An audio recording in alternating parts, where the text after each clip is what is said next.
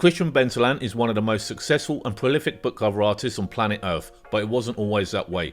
In this video, he's going to tell you how we went from 100 rejections on 99 Designs to a profitable and oversubscribed freelance practice today. If you want to earn a living from your digital art, this inspirational story can definitely help you on your journey. Stick with us to the end to see how we did it.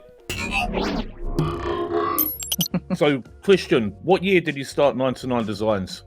If I can track it correctly, I started competing on 99 Designs around 2014 or 2015. Okay, and for the people watching the video that don't know, can you explain what 99 Designs is and briefly how it works? Oh yeah, 99 Designs is a platform where you can compete with all designers all over the world. A client will post a job on that website. Example, me, if that job is something that I can do or something that I'm interested with, I'm gonna join that contest or a job where I can submit all the designs they are requiring. Of course, other designers will also submit their own works. So client will pick the one that the client wants. If you submitted an artwork for the contest, it's like a contest, yeah? Yeah. And if the client doesn't choose your artwork or your design, does that mean that you don't get paid? I won't get paid. Yeah, you won't get paid. Money even if you consume time or you spend time on a project. So when did you start competing on 99 Designs? When I joined 99 Designs way back 2014, I started already.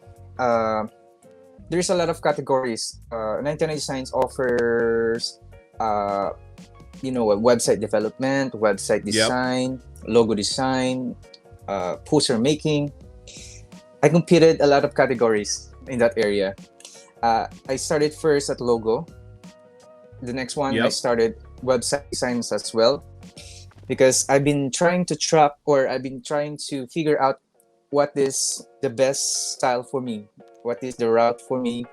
I tried many of those categories. I started logo designs, I had no luck. I also went to website designs, I also had no luck.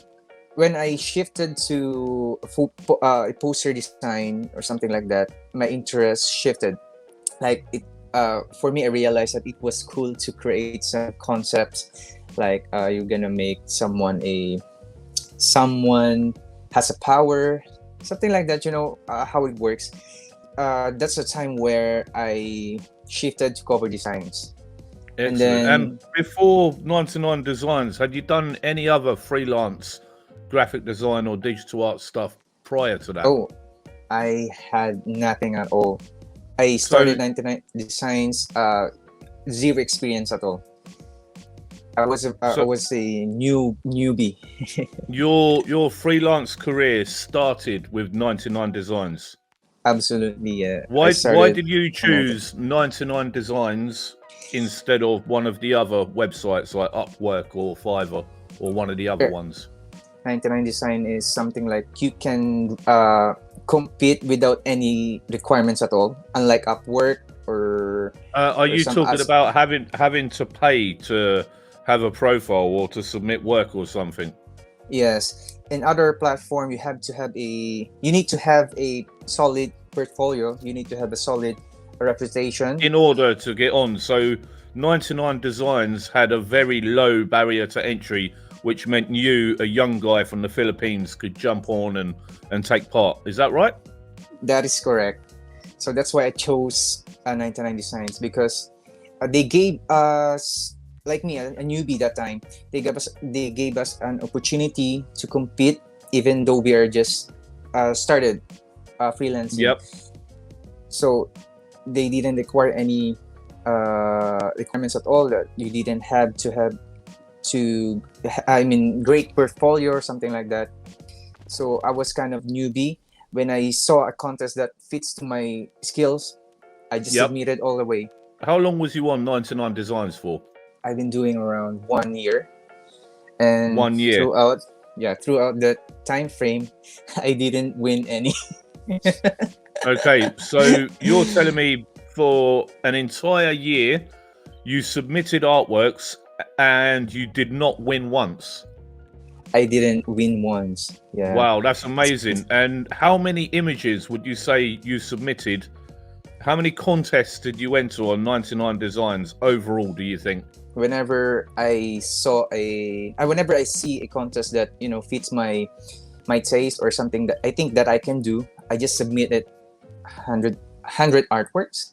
Wow, 100 artworks over the period of a year. Yeah. And how did you feel when you submitted all of those artworks and you kept losing to other people? What was going through your head? It was kind of frustrating. I don't want to be a hypocrite or something, but it was frustrating at first. But I used the negative situation and look into a positive thing, a positive side. I used that situation to improve more. I learned a lot of stuff in terms of speed. Speed is most important for me. Because so what you're saying is, even though that was a difficult year with a lot of frustration and a lot of failure, you actually learned how to be a professional freelance artist by going through that process and entering so many contests. Yeah, absolutely. I have learned a lot of different things throughout that year. Number one is what I've been talking is the speed. Second is the revisions. You know, revisions are necessary. You know. Yep. Was you doing revisions on 99Designs? Did you have to do revisions on there? Yeah, most of the time, because clients ask for changes most of the time over there or on 99Designs. Even though you didn't win the contest, they would still get you to do revisions. They will have to, because we are the hungry ones. You know, we will do anything just to win the contest. So they were saying to you, right, I will take your work if you make these changes. You made the changes, and then they went with someone else anyway.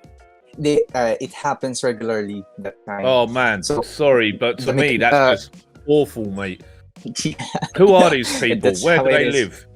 Oh, that doesn't seem ethical. I know from previous experience that a lot of artists and designers have been highly skeptical of that business model, where you get people to pitch, and lots of people are doing a lot of unpaid work.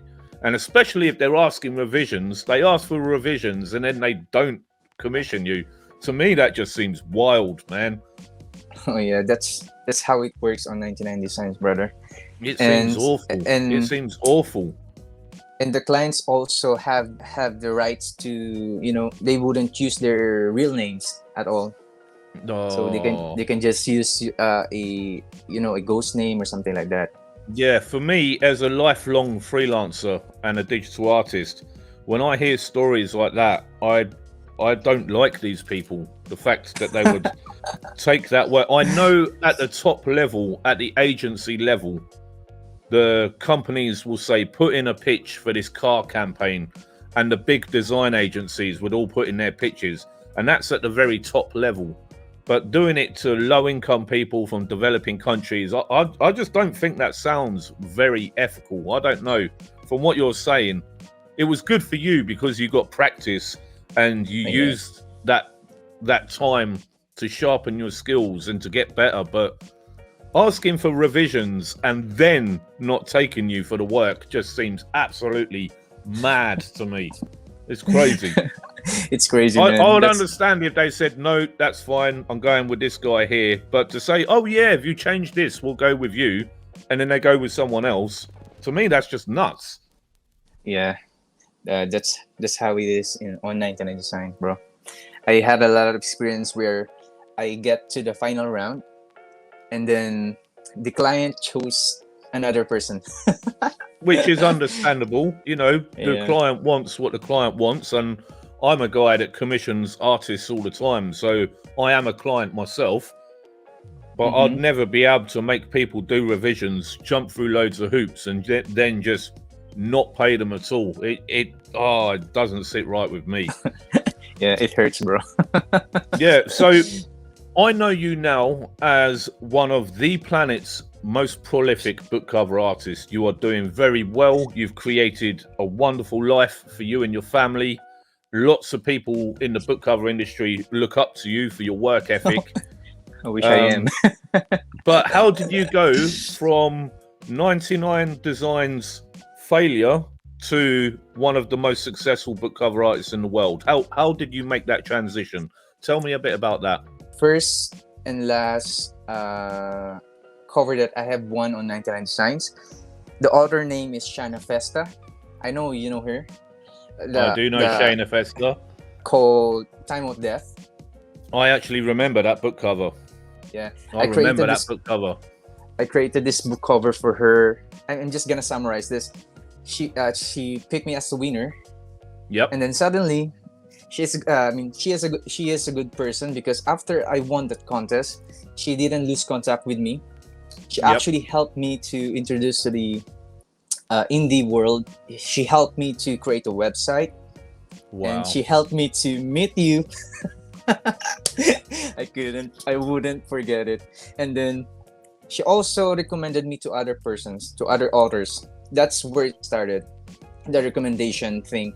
After I created some book covers for other authors, the authors recommended me, so on and so on. And then it all went from there. I remember it all went from there. When Shana commissioned your book cover, because she sent me direct messages saying, how do you do this? How do you do that? And I said, you've got a cover artist. Why are you asking me? I'm not your cover artist. Why are you taking up my time asking all these questions? And she said to me, I'm working with this young guy from the Philippines. He's really cool. He's finding his feet. He's just learning how to do this stuff. And do you remember I sent you through that course, didn't I? Yeah, I remember that. I said, look, give him the course. I haven't got the time to sort out your guys' cover, but let him take this course and he'll learn a lot of what he needs from there. Now, I'm not taking credit for your success, because your success is 100% down to your hard work and resilience. But I do recall your breakout book cover. I actually remember it, and I remember Shana at the time giving you a hand and helping you out. Yeah, bro. I'm so thankful about her. I mean, she helped me with my career. Actually, she was a person who trusted me, so I wouldn't forget her. Actually, I wouldn't forget about you too, bro, because you were the first one I looked up into. I had a similar origin story in book cover publishing. I was an artist on DeviantArt, which is, back in the day, was quite a popular free art sharing website. And this horror author saw my artwork and he said, can I use your illustration for my book cover? And it wasn't a paid thing. I said, yeah, man, go ahead. And then he came back to me and he said, I'm being published. Can you do the book cover for me? I said, yeah, man, go ahead. And then I got onto his publisher, and it was that guy, Tom Brannan, that introduced me, because I wasn't actively seeking to be a book cover artist. I worked in music. Being a book cover artist wasn't on my radar. So for me, it happened by accident. It was just a guy messaging me saying, I like your artwork. Can I use it for my H.P. Lovecraft inspired story? And I was just, I said, I like that. That's really cool. I'd love for you to use my artwork. I gave it away for free. I wasn't precious. I didn't try to charge him for the license. And then that turned out to be one of the smartest things I've ever done in my life. Kindness pays, guys. It does. Look at that. It just happened by accident. Yeah, look at you purely now, bro, by accident. It happened by accident. But music was fun, but I kept being told off because my art was too dark and scary. So horror book publishing was brilliant for me, because I could do the dark artwork without being told off by the clients. So yeah.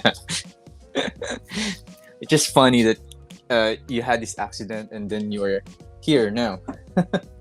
Yeah, and working as a freelancer for independent publishers and authors was probably the best freelance work I'd ever done.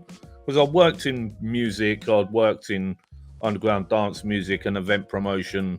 I done album covers and CDs, but the book cover work was way, way better. I enjoyed it so much more. The clients were nicer, and the work was more interesting, and it was more aligned with my tastes and what I wanted to do. But I find that fascinating that you did an entire year with over 100 rejections. What was motivating you? How did you keep on going? Because most people would have quit after 3 or 4. Why did you keep on going on 99Designs, which sounds to me like it's an exploitative website, exploiting talented, young, driven people like you? How did you keep on going? Yeah, there's a lot of things that made me keep going. First, my family. Yep. And I'm a father. I'm a young father that time. I had no source of income at all. Wow. If you don't mind me asking, where was you living? How did you survive while you was doing that stuff? The funny thing is, we do live in city, which is very expensive. Absolutely. I don't know. Yep. What city is that, Christian? And Manila. Manila. So that's the capital of the capital Philippines. city Yeah. Okay. Of the Philippines. So you were living in the capital city, Manila, and expensive. What was you doing for your kind of home situation? Way back before, I don't have any job at all. My wife took that responsibility from me. She had this offer, and since we don't have any source of income, she took it. So she was the one earning the time. Yep, that makes sense. Yep. Yeah. Since I'm the father, I realized that I should have that responsibility for them. It is my pride that I should be the one who is sustaining them. I understand that. I get that. So that was the motivation that kept you going. You get a rejection, you give it a go another day, you try again, you get another rejection, and then you just keep going. And then about a year into that journey, you finally win. You finally win. And it was with Shayna Fester, who introduces you to the rest of the independent publishing community. And at that time, it was the horror and post-apocalyptic work that you was doing before you got known for urban fantasy. Yeah, I started doing post-apocalyptics and horror as well, but not as good as you way back. And then I shifted into a different genre. I started post-apocalyptic horror. I shifted to urban fantasy, and I shifted to some object covers, something like that.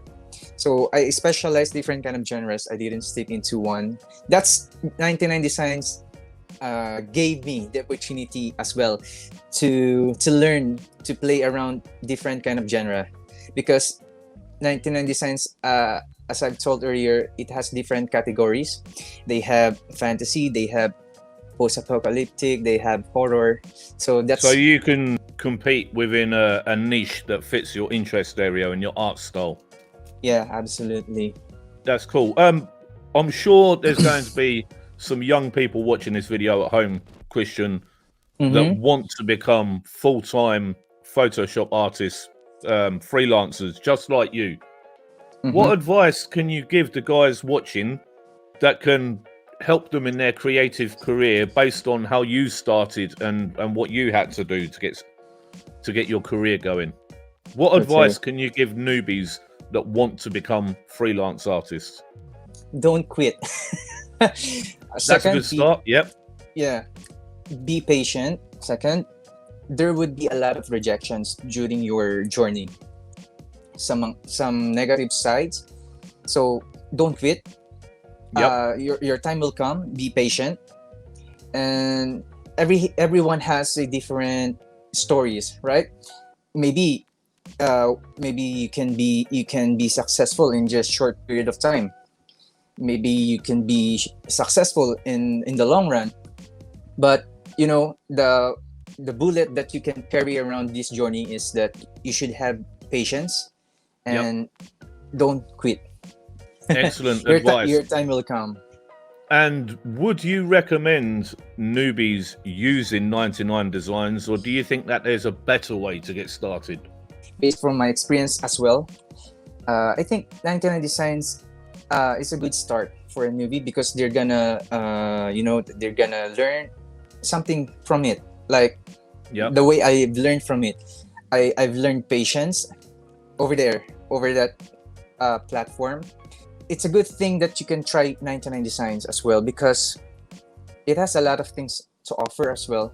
You can actually figure out what style you are going through because they have a lot of categories to offer as well: poster design, logo design, website development, something like that. So maybe why would you recommend 99 Designs over Fiverr? Because you could just post your services on Fiverr, and then if people want to use you, they use you, and then you just get paid. Like I use graphic designers and editors and stuff from Fiverr, and it's a bit more of an honest transaction. Why do you recommend 99 Designs? Because you've used 99 Designs and you know that most people could get started on there. First of all, yes, because this was based from experience. Because Fiverr, I haven't tried Fiverr yet. Because as I've said earlier, when I saw the 99 Designs platform, it was very user friendly that time.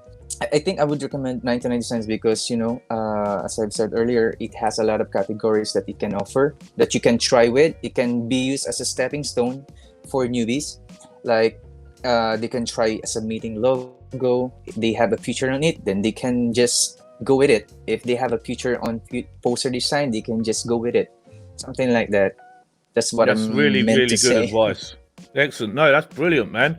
Can you tell the guys watching how you promote your work today? So you're not with 99 Designs anymore, thank God. Yeah.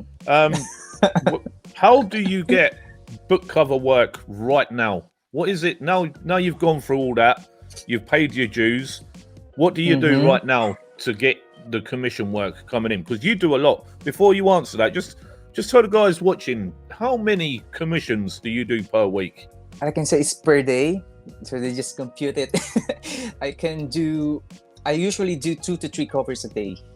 That is insane. That is insane. That is just completely insane. Ooh, couldn't imagine doing that. That's what 99 Designs have taught me. That's what I'm recommending 99 Designs because they taught me speed, they taught me patience, and it's basically turned you into the Terminator. Cover art Terminator. Perseverance. Perseverance works. And right now, where does your work come from? Yeah, most of my works come from Facebook. Second, from my website. Is that Facebook page? Is that a Facebook group? Like, can you elaborate a bit on Facebook, please? What in particular do you do to get work? Since I have a lot of friends and authors on my friends list, so whenever I just post an artwork on my wall, when they see it, they will get interested with it, and then suddenly they will just message me if I'm interested doing this kind of work or cover for them, and then so on and so on. They will just recommend me, and beside that, I also have some Facebook groups. Those are the people that wants my work. Whenever they are ready, they will just contact me through Facebook, or they will just email me or something like that. Would you say the majority of your freelance work comes through from Facebook? Yeah, that is correct. And for the newbies watching at home, what Facebook advice would you give them if they wanted to do what you do and get freelance work? For the newbies, you have to do is create a page or something that will focus on your artworks. Join some Facebook groups, join some to the community that with a circle of authors. Yep. So they will have to see your works. So that's where it's going to start. When they're seeing your work, that's a good step. Whenever someone sees your work, you're gonna get some interest, and then they're gonna contact you in the future, I think. Yep, that's a similar strategy that I used when I was in indie publishing, and I outlined this entire process in depth in my book, With Your Art. And it basically states that if you want to build up a brand presence and have people familiar with your work, that you just need to be consistent, and it has That to is be true. just repetition, consistently, week in, week out. Have your work visible, share, you know, everything pretty much, and just have a constant flow of productive, good news coming out from your platforms. And there's a reason why major corporations like Coca-Cola and McDonald's have advertising budgets in the multi-billions, is because that repetition sticks in people's head, and people usually choose the things that they remember. So that repetition and consistency is a major weapon in acquiring freelance work. What you've said there correlates perfectly with what I wrote in my book. And guys, if you are interested in becoming freelancers, hit the link in the description below where you can get my book. It's the price of a cup of coffee and can change your life forever. So that's one to look into, link below. Christian, this has been an amazing insight into your journey.